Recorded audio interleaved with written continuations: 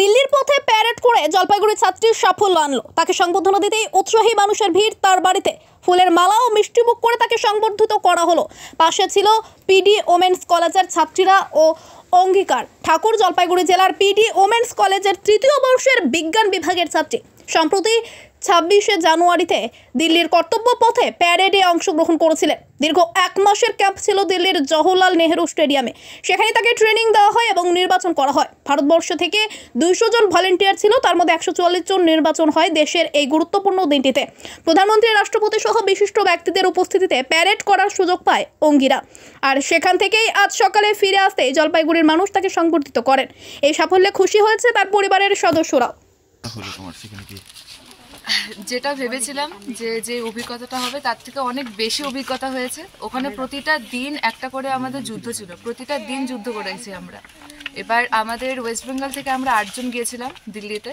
সেখানে all over India থেকে এসেছিল। সব থেকে বড় কথা, সেখানে মনে হচ্ছিল একটা ছোট্ট জায়গায় গোটা ভারতবর্ষকে আমরা দেখেছি। মানে একটা ছোট্ট একটা অডিটোরিয়ামে যখন আমরা যেতাম, মানে গোটা ভারতবর্ষ সেখানে। তো সেখান থেকে অনেক কিছুই নিয়ে আসতে পেরেছি। অভিজ্ঞতা অনেক কিছুই আছে। আর শিখেছি বলতে মানে কখনো হারা যাবে না। প্রত্যেকটা সময় যুদ্ধ করে যেতে হবে। আর যদি 100% দেওয়া যায় তাহলে সাফল্য আসবে। আর আমাদের 200 জন আমরা সিলেক্টেড হয়ে গেছিলাম দিল্লিতে। সেখানে তার মধ্যে 144 জন আমরা কর্তব্যপথে প্যারেড করেছি। তো অনেকেই সেখান থেকে রিজেক্ট হয়েছে। তো বুঝতে পারছেন অনেকটা।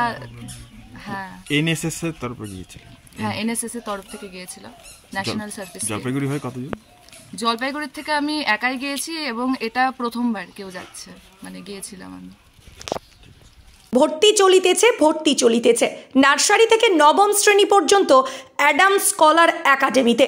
আপনাদের সহজ চোপড়া কলেজ পাড়ায় সম্পূর্ণ সিবিএসই কারিকুলাম দ্বারা পরিচালিত। তবে আর দেরি কিসের, আজই চলে আসুন আমাদের প্রতিষ্ঠানে।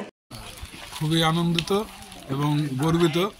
শুধু বাড়ির ব্যাপার নয়, পাড়া এবং আমাদের জেলা তথা রাজ্যের থেকে আমার মেয়ে গেছে স্টেটের হয়ে একজন।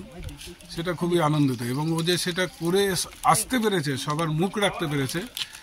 আমার কি পুরস্কার পেয়েছে বা এই ধরনের কোনো? হ্যাঁ, ও তো 200 জন ছিল, সেখান থেকে 144 জন এবং কালচারাল প্রোগ্রামগুলো ছিল। এবং কালচারাল প্রোগ্রামে বিশেষভাবে ওদের যে প্রজেক্ট অফিসার ছিলেন আর কি, উনি ওদেরকে একটা করে কলম দিয়েছে। 15টা স্টেটের থেকে 15 জনকে, তার মধ্যেও ছিল। এটাই ভালো লাগছে আর কি।